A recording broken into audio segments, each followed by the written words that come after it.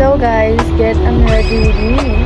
But before that, magpipicture muna ako gamit tong Kodak F-55 ko.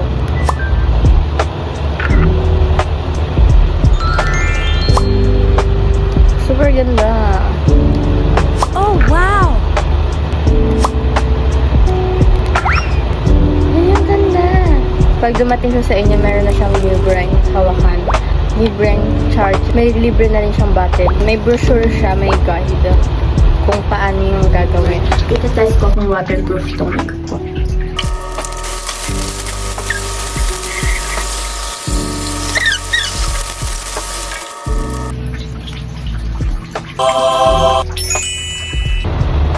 Tissue-proof siya.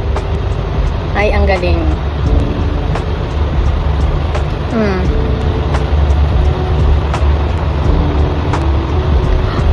Oh my God!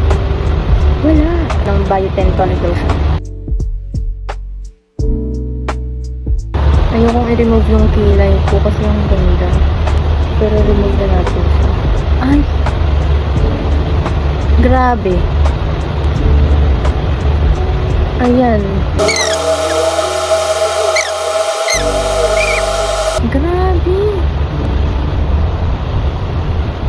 Grabe. Okay, I'm using this Biotin. Pagkakalap ko talaga.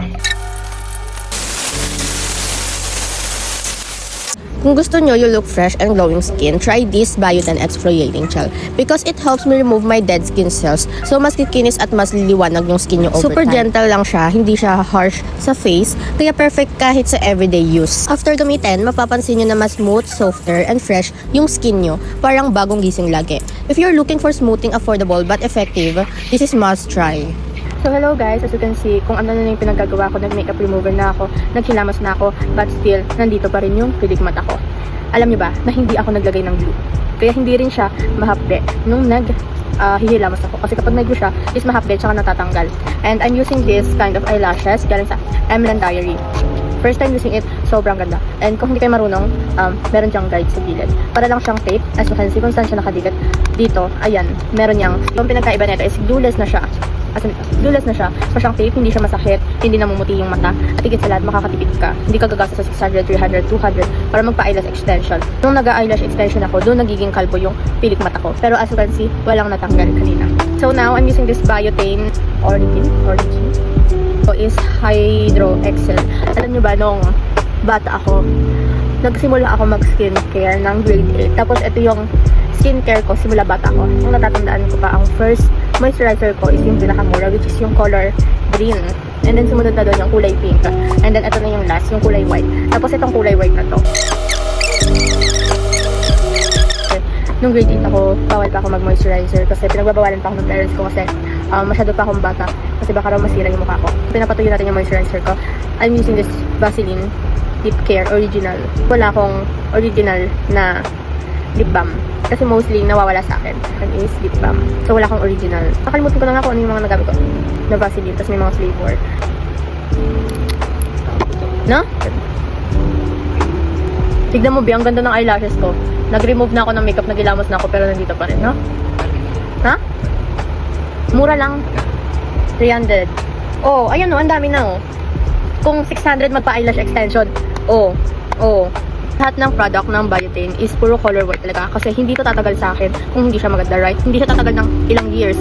Anong grade ako? Grade 8. High school ako. Anong grade 12 na ako? Senior high na ako. Dermaplus is UVA and UVB protection. This is for face and body. So, maganda siya sa tuwing magsiswimming. So, ito yung ginagamit ko tuwing magsiswimming. So, Ultra Fresh Sunscreen. UVA and UVB na rin siya. SPF 50+++. So, ito ginagamit ko siya tuwing morning. Gabi. This is 50 SPF. Katulad lang siya ng Ultra Fresh but high protection. UVB, UVA, VL+, IRA. Light texture and very water resistant.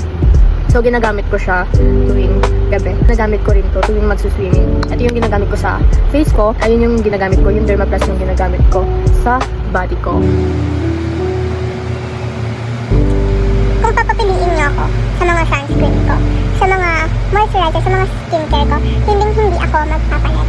Kung makikita niyo, tulad ng sabi ko, simula grade 8 pa ako. nitong lahat na to. Hindi ako nagpapalit kasi very effective siya for me. Wala akong tigyawat. So now, tapos na ako sa moisturizer, serum, and then sun care. Oxycure for the last. So kung makikita nyo, sobrang gamit na gamit ko na siya. Ito, nagsimula ako nung grade 9. Kasi, alam niyo ba yung kulay green na nauuso na powder mud? Oo, powder mud. Ayun. Naghanap ako ng ng katulad niya. Hindi dahil sa hype, kundi dahil nagkaroon ako ng acne. Kasi nga, diba, kapag nag-i-skincare ako, udlot-udlot ako nag-i-skincare. This one is, ginagamit ko siya sa full face para sure na sure. Kasi ayaw ko nagkakaroon ng tigyawat. Ang kwento ng Oxycure sa buhay ko, nagsimula ako nung grade 9, yung naging uso yung kulay green na powder mud. Hindi ko ginamit yung kulay green na powder mud. Like, diba, ang daming sikat na gumagamit nun. Hindi ko siya ginagamit kasi, for me, hype siya. Ayokong gumamit ng mga hype na products kasi ayokong mabudol ako. Tapos, ending, pag ako yung gumamit, hindi naman na-effect sa akin. Kaya ang gusto ko is, talagang ako yung nagre-research, hindi yung nagpapabudol ako. Ayoko nang ganun. So, ayoko nang may mga, alam niyo yun, yung feeling na, nang gatekeep ako, ayoko nang mga, meron akong katulad. Sa damit na, ayoko nang meron akong katulad eh.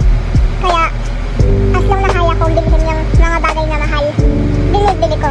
Kasi, ayoko ng mga taong may katulad. Kasi, ako lang ba yung nahihiya kapag meron akong katulad kapag lumalabas ako ng bahay. Tapos, inaasar ako ng mga kasama ko na, uy, kapatid mo, kamal mo.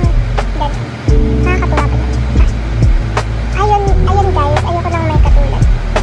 Alam niyo ba yung una kong Oxycure? Oxycure na sinusundutan ng cotton buds. Ayan yung old Oxycure ko. So, expired na siya. Kasi mag-expired siya sa May 1, 2026. And ginawa siya noong 2023.